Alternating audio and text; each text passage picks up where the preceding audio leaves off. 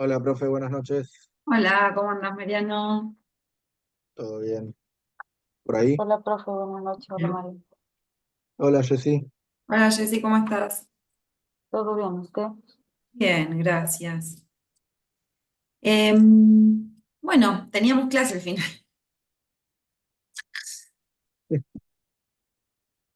Entonces,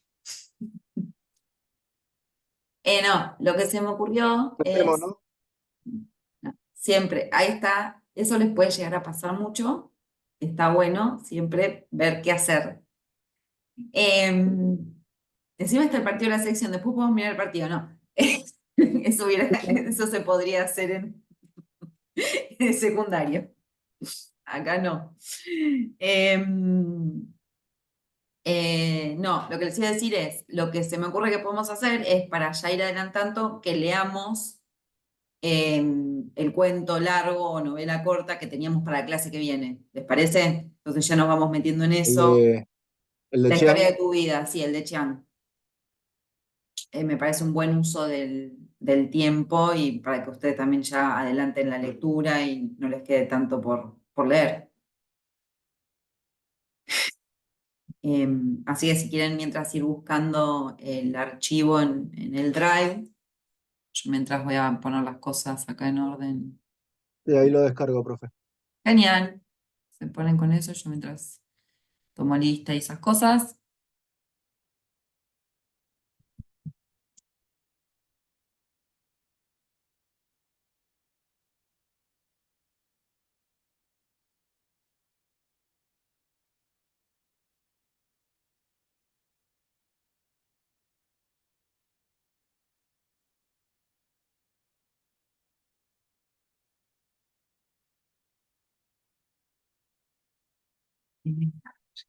Ah,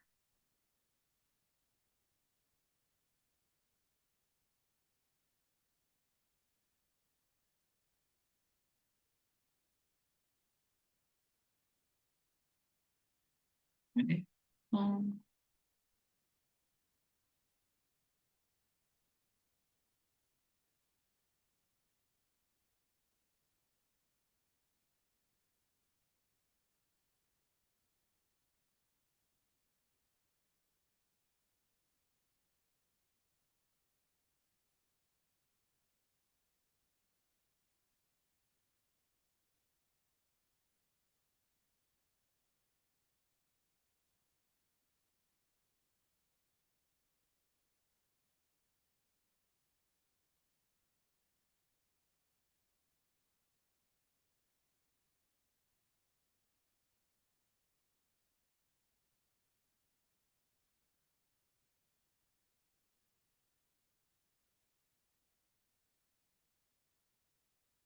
Ya está. ¿Qué más tenía que hacer yo? Mm.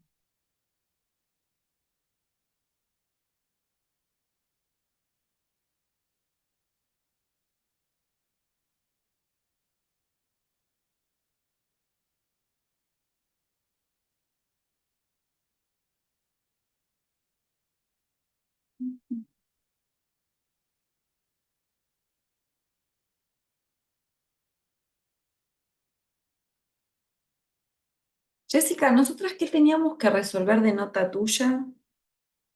Ya estoy mareada. Solo es de española, profe. ¿Qué cosa? ¿El parcial? Sí, el parcial.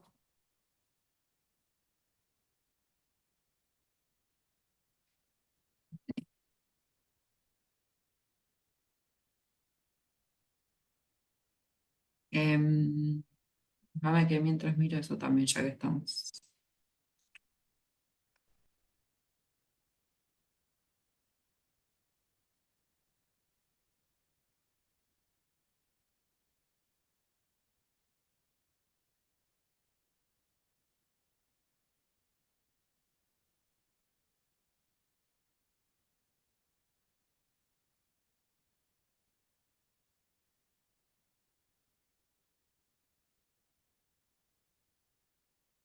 Hagamos una cosa. Pues estoy viendo el cronograma.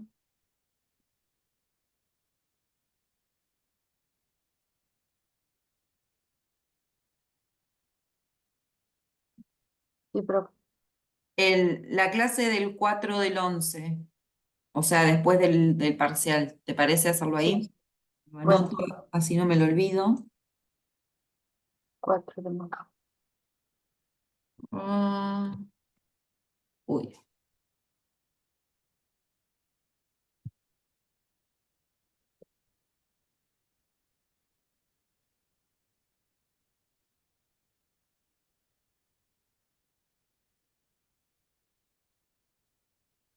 bien, listo, así eso ya queda ordenado. Buenísimo. Bueno, em,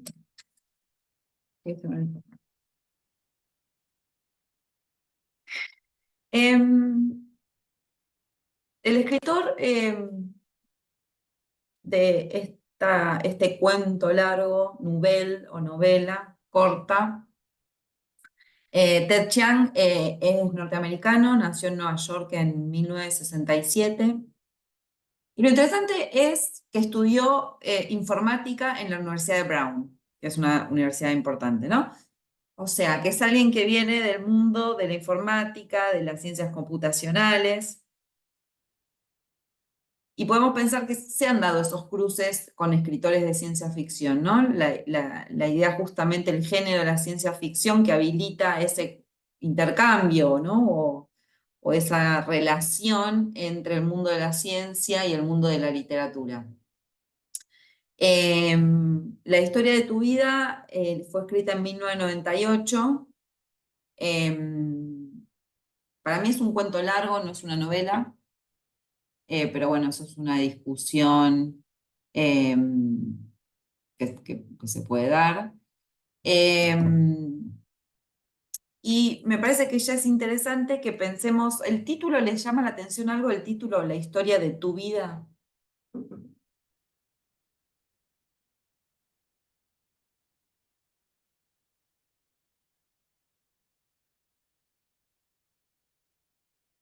¿No? ¿Nada? ¿No No, les parece?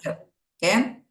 pensaba con la aureola esa del círculo de espinas, como la peripecia de, digamos, de la vivencia de la vida de cada uno.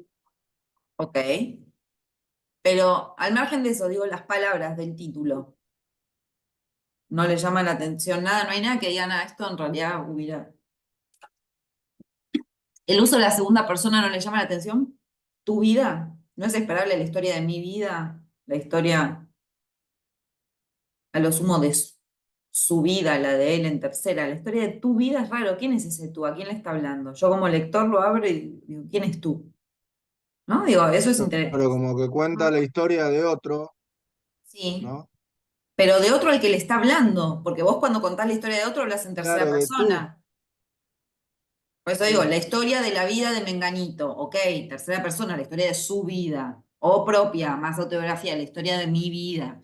Pero es raro, no es tan común en la literatura, prestemos atención a eso, la idea de la segunda persona, ¿sí?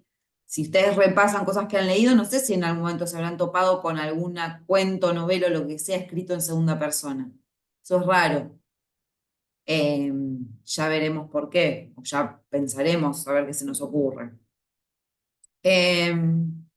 Lo que tiene de interesante esta historia, voy a decir poco para no spoilear mucho, pero es que lo que se da acá es una lucha, o sea, va a haber alienígenas, eso se lo puedo adelantar, pero no se va a tratar de una guerra, de una lucha de la violencia, sino que se va a dar una lucha intelectual entre el hombre y el alienígena, del orden de lo intelectual. Y eso me parece que es interesante. Y calculo que eso es porque me gusta a mí este cuento y esta película.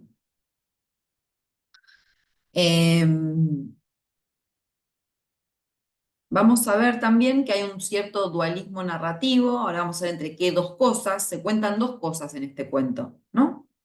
Eso es interesante verlo también, pensar estas cosas a nivel formal. Bueno, el cuento cuenta dos historias. Piglia tiene toda una teoría sobre el cuento, en el que habla de que todos los cuentos siempre narran dos cosas que uno a veces no se da cuenta, ¿no? Acá es evidente, este cuento narra dos cosas al mismo tiempo. Lo que sí me parece interesante es que leamos un poco, ahora acá voy a compartir pantalla, para entrar mejor con más armas a lo que vamos a leer. ¿Encuentro esto?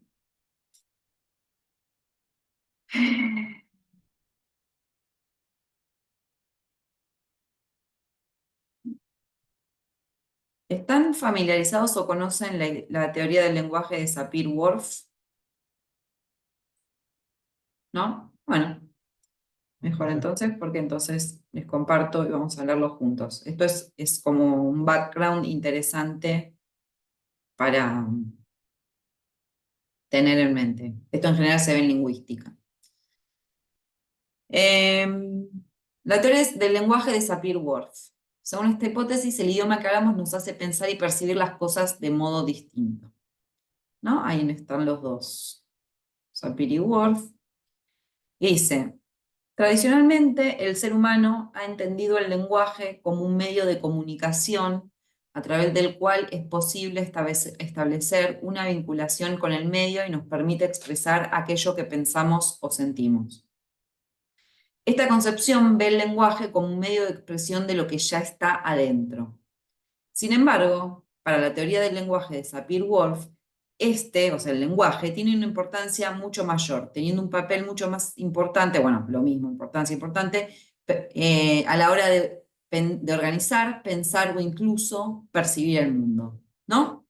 O sea, en primer lugar, la idea de que el lenguaje solamente es un vehículo que usamos nosotros para comunicarnos y para relacionarnos con los demás y con el mundo es una hipótesis pobre, muy pobre, ¿no? El lenguaje es mucho más que eso.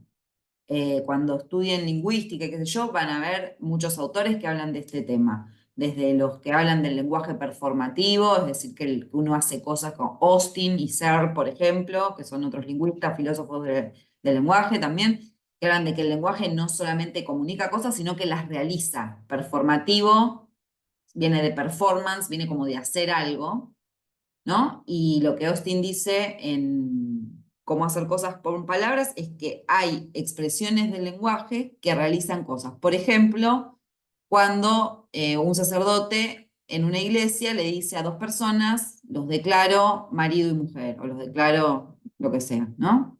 Digo, ahí el lenguaje, hasta que el sacerdote no dice eso, esas personas no están casadas, ¿no? Entonces digo, el lenguaje en muchas situaciones, el decir algo también es hacerlo. Por lo tanto, pensar que solamente el lenguaje es comunicativo, que solamente sirve para comunicar, es ridículo. Nosotros además estudiamos literatura. El lenguaje ahí no está necesariamente o solamente comunicando, ¿no? En la literatura. Está haciendo un montón de otras cosas, desde la creación de mundos inexistentes hasta un montón de otras cuestiones que no tienen que ver necesariamente con comunicar, o que lo importante no es la comunicación en la literatura, ¿no? Bien, volvemos a Sapir-Whorf. Entonces, y es que si bien la relación entre el pensamiento y el lenguaje ha sido un ámbito de estudio que ha recibido mucho interés por parte de psicólogos y lingüistas, pocas teorías han ido tan lejos a la hora de relacionar estos dos mundos, cuando el lenguaje configura el pensamiento. Según la teoría del lenguaje de Sapir-Whorf, la comunicación humana a nivel verbal, el uso del lenguaje en el ser humano, no se limita a expresar nuestros contenidos mentales. Para esta teoría, el lenguaje tiene un papel de gran relevancia a la hora de configurar nuestra forma de pensar e incluso nuestra percepción de la realidad, determinando o influyendo en nuestra visión del mundo. Vamos de a poco con esto, ¿no? Pero lo que ellos dicen en primer lugar es, bueno, el lenguaje además configura o moldea nuestra forma de percibir la realidad e influye o determina la visión que nosotros tenemos del mundo. De este modo, las categorías gramaticales en los que el lenguaje clasifica el mundo que nos rodea hace que nos ciñamos a un mundo concreto de pensar, razonar y percibir, estando este vinculado a la cultura y contexto comunicativo en la que nos vemos inmersos a lo largo de la infancia. Dicho de otro modo, la estructura de nuestro lenguaje hace que tendamos a utilizar unas estructuras y estrategias interpretativas concretas. Acá estamos hablando básicamente de que los lenguajes humanos se estructuran de diferentes maneras, ¿sí? Tenemos lenguajes que carecen de tiempos verbales o que tienen muchísimos menos tiempos verbales. Tenemos lenguajes donde, por ejemplo, en el inglés no existe el masculino y el femenino para hablar de sustantivos. Nosotros sabemos que la casa es femenino en español porque sí, y el auto es masculino en español porque sí. No porque imaginemos que el auto sea un varón o que la casa sea una mujer, pero digo, el lenguaje hace que los sustantivos en español estén marcados con género, ¿no? Vieron que la cuestión de marca de género y número, bueno, el género, ¿en dónde viene en español? Bueno, en los sustantivos, ¿no? Y después los adjetivos que acompañan tienen que coincidir en género y número. En el inglés eso no sucede. Casa, auto, pájaro, mesa, cualquier cosa no tiene género. Entonces, los lenguajes tienen estructuras diferentes. Y Sapir-Whorf va a decir que el hecho de que uno aprenda un lenguaje y hable ese lenguaje va a hacer que su pensamiento se encuentre influido o moldeado por la estructura de ese lenguaje. Vamos de a poco, seguimos. Asimismo, la teoría del lenguaje de Sapir-Whorf establece que cada lengua posee términos y conceptualizaciones propias que no pueden ser explicadas en otras lenguas. Por ejemplo, volvemos, vieron que hay un montón de palabras que existen en otro idioma, en otros idiomas, y que por ahí no existen en el castellano, o al revés, hay palabras del castellano que no existe una tradición, cualquier cosa, una traducción precisa a otros idiomas. El ejemplo que doy siempre yo es como, por si alguien sabe un poco, saudade en portugués, que es una mezcla entre extrañar, nostalgia, tener ganas de, qué sé yo. Bueno, yo para explicar saudade tengo que decir todas esas cosas. ¿Se entiende? En portugués existe una sola palabra que lo nombra. Entonces, hay algo en ese idioma que hizo necesario que existiera una palabra precisa para nombrar esa sensación o ese sentimiento y que nosotros en castellano no se han visto hasta ahora necesario crearla y no existe. ¿Sí?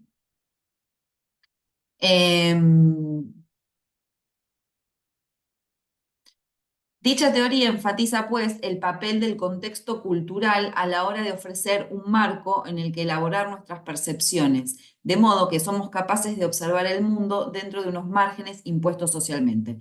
Entonces, vamos un paso más.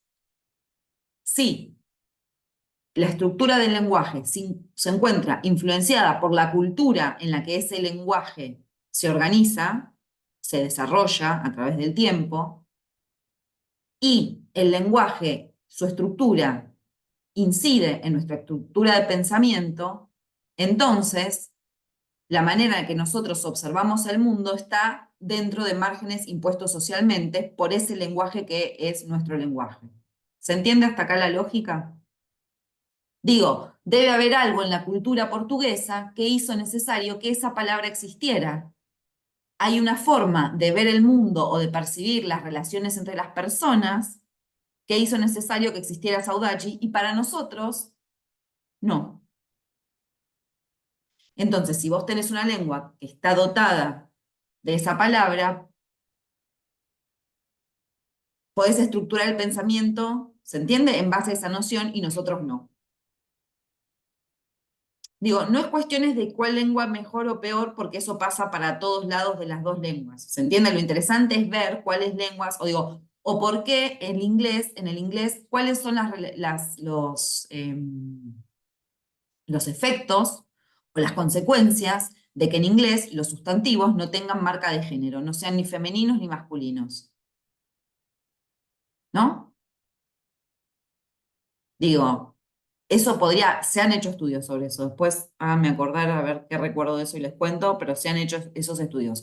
En cambio, el francés, el portugués, las lenguas romance, ¿no? El francés, el portugués, el español, el italiano, sí tienen marca de género. El alemán también, que no es coso, pero el alemán tiene otro género más que es el neutro. En alemán tenés masculino, femenino y neutro. ¿No? Y acá no estamos hablando de hablar con la E del feminismo ni qué sé yo, sino como esas lenguas se estructuran de esa manera.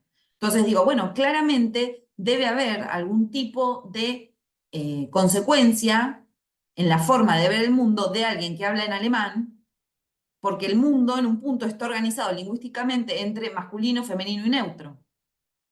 Y lo mismo que alguien que habla inglés, el mundo de él también debe estar organizado mentalmente en un mundo donde solamente las personas y los animales tienen género y todo lo otro que lo rodea no tiene un género. ¿Sí? Digo, sería bastante ridículo decir, no igual, todo el mundo, ¿no? Como eso no influye en nada. Sí, claramente tiene que influir. El tema es que ver qué alcance, cómo. Algunos ejemplos. Y este es el ejemplo de los esquimales, que es espectacular, es el que ponen ellos, Sapir-Whorf, y que todo el mundo repite. Por ejemplo, el pueblo esquimal está acostumbrado a vivir en entornos fríos con gran cantidad de nieve y hielo, poseyendo en su lenguaje la capacidad de discriminar entre diversos tipos de nieve. En comparación con otros pueblos, eso contribuye a que sean mucho más conscientes de la naturaleza y contexto en el que viven, siendo capaces de percibir matices de la realidad que a un occidental se le escapan. Me pone muy nerviosa que acá no diga la cantidad, porque no me acuerdo si eran 7 o qué. Déjenme ver, que lo voy a googlear, porque lo interesante es esto. Esquimal,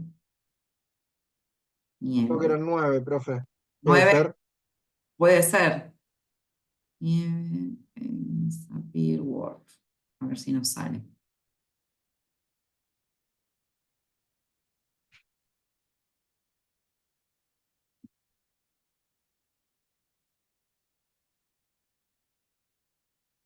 A ver, vamos a ver.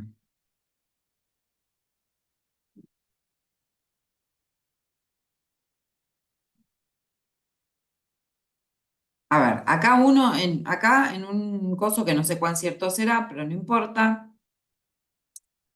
Dice, puesto que la nieve es tan importante para la supervivencia, los esquimales tienen 19 palabras diferentes que describen distintos tipos de nieve. Vamos a ver acá en el Cervantes.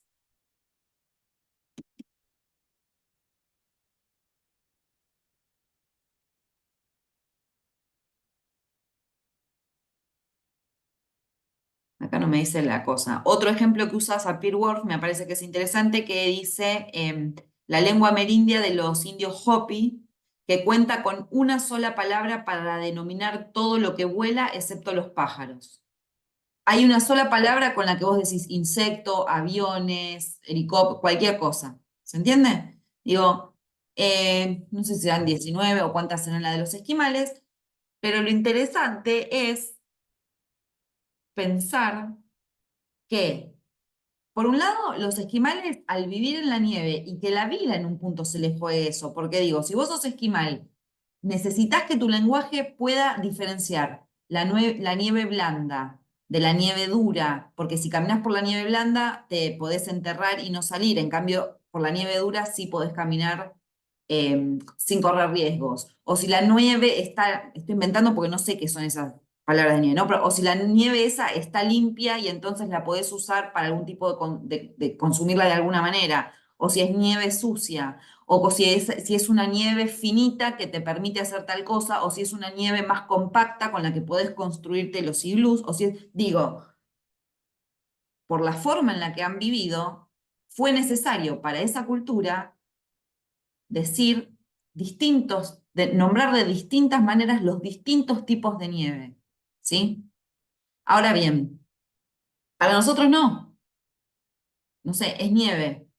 A lo sumo decimos nevisca, si es un poco, ¿no? Hay una nevisca, es cuando sopla finita. Digo, con eso no sé, nevisca es que es finita y está cayendo nieve, te imaginas cómo está cayendo nieve.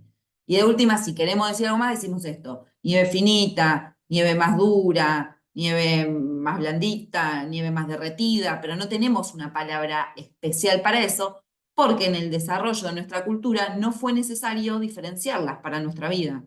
No lo necesitamos. Los esquimales sí lo necesitaron y entonces crearon todo ese repertorio que tiene que ver con la nieve. Ahora bien, si esa cultura crea todo un repertorio para la palabra nieve, no podemos decir que esa cultura no tiene una forma de percibir el mundo distinta que la nuestra.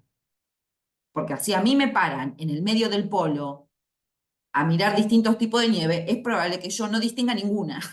En cambio, si pones un esquimal, el esquimal perfectamente va a poder distinguir una de la otra y por eso tiene las palabras para ejemplificarlo. ¿Se entiende? Entonces, claramente, esa variedad hace que el esquema de pensamiento, la forma de pensar y de entender el mundo de un esquimal es distinta que la mía, al menos con respecto a la nieve, no digo con todo, ¿no? Entonces, volvemos a esta idea de que la estructura de un lenguaje, que es lo que dicen Sapir-Whorf, de alguna manera moldea o influye o determina, y ahí vamos a ver las diferencias entre esto, las más graves serían como influye sería la más blandita, determina es la otra, el pensamiento de una persona. ¿Sí? ¿Hasta acá vamos bien? ¿Se entiende esto? ¿Sí? Bueno, Sí, profe. bien. A mí esto me parece... Algo también estábamos viendo, perdón, Sí, sí, dale.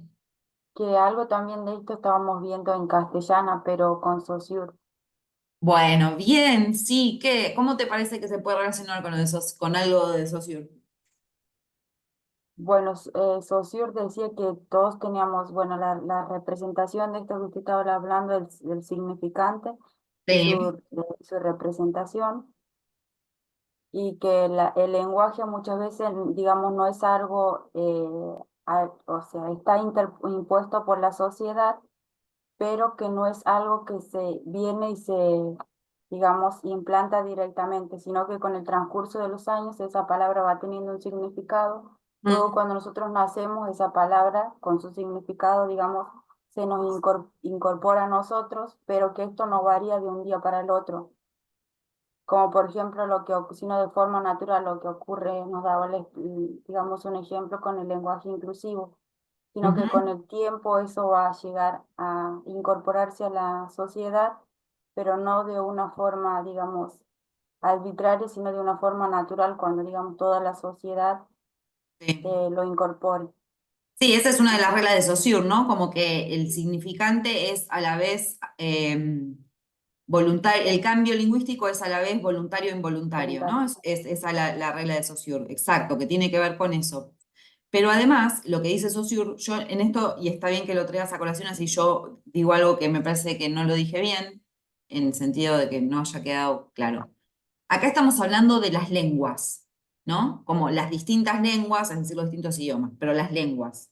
Las distintas lenguas configuran una forma de pensar distinto. No es lo que dice Sapir-Whorf es, si alguien que habla español seguramente piense distinto que alguien que habla chino o que alguien que habla guaraní, ¿no? Por poner casos de extremos de lenguas muy alejadas. Saussure lo que dice, o sea, ahí sí se mete con las lenguas un poquito cuando habla de la variabilidad y la invariabilidad del signo, pero Saussure en general en lo que está pensando es en el lenguaje, es decir, su teoría sirve para todas las lenguas, o serviría para casi todas las lenguas, ¿sí? Acordémonos, y eso está buenísimo que lo reforcemos, la diferencia entre lenguaje y lengua, que mucha gente los usa como sinónimos, pero no lo son. O sea, Claro, no sé. lenguaje es la idea de la estructura lingüística que compartimos los seres humanos de todo el mundo por hablar un lenguaje o escribirlo, ¿sí?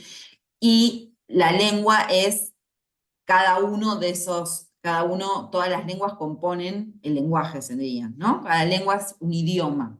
Entonces, Saussure habla sobre el lenguaje y también es interesante que él hace un poquito, ya que lo leyeron hace poco, sí habla sobre la relación que hay entre pensamiento y lenguaje, Saussure, no lengua, pero sí lenguaje. No sé si se acuerdan el dibujito ese que hay en el curso, leyeron algo del curso de introducción, ¿no? De lingüística de Sí, Saussure. sí, ¿Vieron cuando él habla y dice, bueno, que antes del lenguaje no hay pensamiento? Como que hace un dibujito que son todas unas ondas así y de repente hace unos cortes así con unas cosas y dice, ese es el lenguaje. Dice, todas esas líneas así que están todas embarulladas y qué sé yo, son los pensamientos. Pero lo que realmente viene a hacer que ese pensamiento sea un pensamiento es el lenguaje que entra, corta, segmenta, organiza y claro. categoriza. Y tiene razón, es como los bebés antes de que tengan de que tengan lenguaje, ¿no?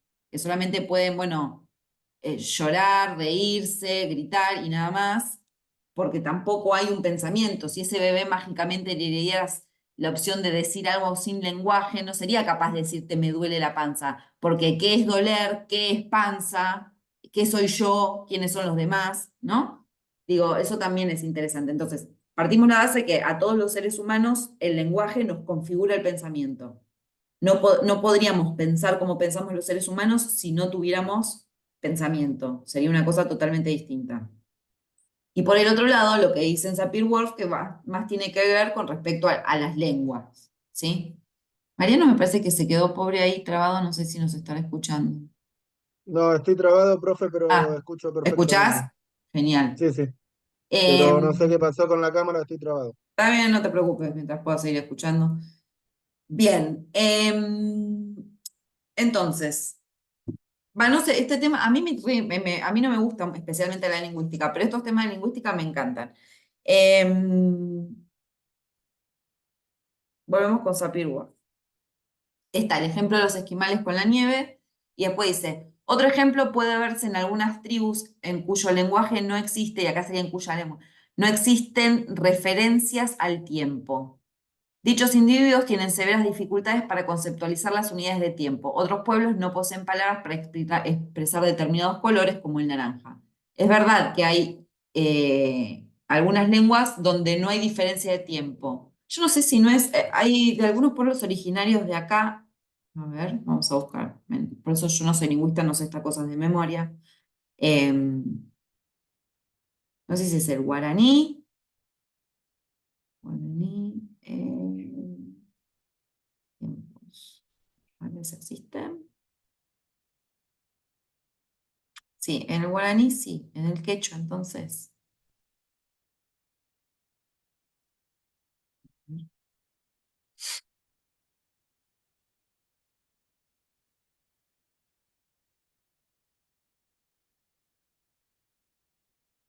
Claro, ves, por ejemplo, acá dice que el quechua cusqueño tiene básicamente dos tiempos verbales, nada más, ¿no? Entonces digo, claramente una cultura que organizó su lengua con solamente dos tiempos verbales porque no vio necesario, nosotros tenemos un montón de tiempos verbales, el modo indicativo, el modo subjuntivo, ¿no? Distintos tipos de pasados, distintos tipos de futuros, el presente, distintos tipos de condicionales. Digo, nuestra cultura creyó necesario o se vio con la necesidad de crear todas esas distinciones temporales, en cambio el quechua con dos les alcanzó. Y esto es interesante porque mucha gente quiere llevar la teoría de Sapir-Whorf para el lado del racismo y de la derecha, y no hay que permitir eso, porque mucha gente dice, ah, ¿ves? Esa gente piensa mal porque solamente tiene dos cosas. No, no tiene que ver con eso. Tiene que ver que la cultura y la forma de vida en la que están inmersos no consideró necesario, no les resultó, no, resultó necesario y por eso no lo hicieron. Es lo mismo que decir, ah, nosotros somos menos inteligentes que los esquimales porque no distinguimos 19 tipos de nieve. No, nadie está diciendo eso. ¿Sí? Entonces eso es muy importante tenerlo en cuenta porque la hipótesis Sapir-Whorf en algunos momentos de la historia se utilizó para hablar de mejores culturas que otras por las lenguas y qué sé yo, y eso es un asco y una canallada que no es lo que se supone que esta teoría no es para eso, ¿no? Es todo lo contrario, es para hablar como de la riqueza y de las diferencias del pensamiento humano en relación con la lengua. Bien.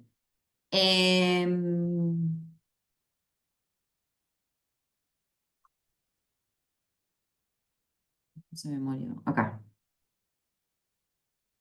Un último ejemplo, mucho más reciente, puede darse con el término umami, concepto japonés, sí, que se refiere a un sabor derivado de la concentración de glutamato y que para otros idiomas no tiene una traducción concreta, siendo difícil descripción para una persona occidental.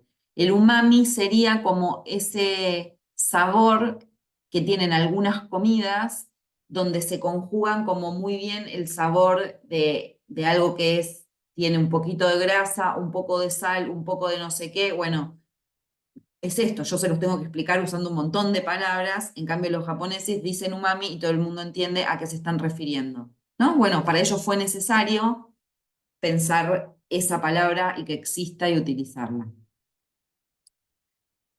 Dos versiones de la teoría de Sapir-Whorf.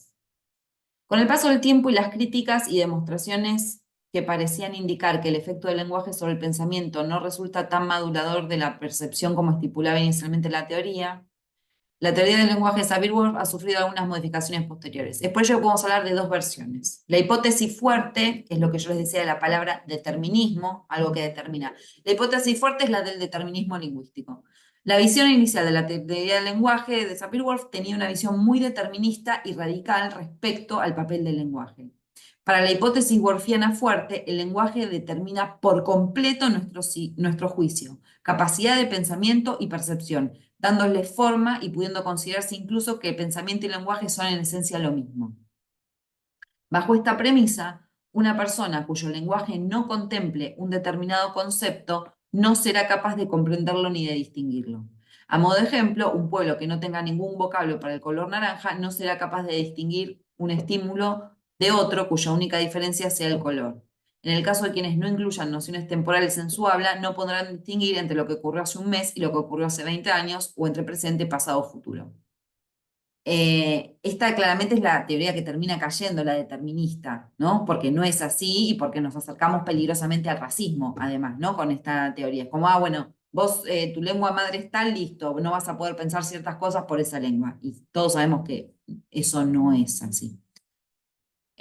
Diversos estudios posteriores han demostrado que la teoría del lenguaje de Sapir-Whorf no es correcta, al menos en su concepción determinista, realizándose experimentos e investigaciones que reflejan su falsedad parcialmente, o sea, en el sentido fuerte del determinismo. El desconocimiento de un concepto no implica que no pueda crearse dentro de un lenguaje determinado, cosa que bajo la premisa de la hipótesis fuerte no sería posible. Si bien es posible que un concepto no tenga correlato concreto en otro idioma, es posible generar alternativas. Es todo lo que yo vengo intentando hacer cada vez que ponemos el ejemplo de umami, de saudade, de todas esas cosas, yo intentando explicarles con palabras de nuestro idioma qué es ese concepto y ustedes lo están entendiendo perfectamente, ¿sí? A pesar de mis torpes explicaciones. Entonces, la hipótesis determinista no es correcta. Siguiendo con los ejemplos de puntos anteriores, si la hipótesis fuerte fuera correcta, los pueblos que no tienen un vocablo para definir un color no serían capaces de distinguir entre dos estímulos iguales, salvo en ese aspecto, ya que no podrían percibir las diferencias. Sin embargo, estudios experimentales han demostrado que son plenamente capaces de distinguir dichos estímulos de otros de diferente color. De igual modo, tal vez no tengamos una traducción para el término umami, pero sí somos capaces de detectar que se trata de un sabor que deja una sensación aterciopelada en la boca, dejando un regusto prolongado y sutil. Asimismo, otras teorías lingüísticas, como la de Chomsky, han estudiado e indicado que si bien el lenguaje se adquiere mediante un largo proceso de aprendizaje, existen mecanismos parcialmente innatos que antes de que surja el lenguaje como tal, permite observar aspectos comunicativos e incluso la existencia de conceptos en bebés, siendo comunes a la mayoría de los pueblos conocidos. Esto se está por cortar. Bajamos y volvemos, así no me quedo en el medio de la explicación.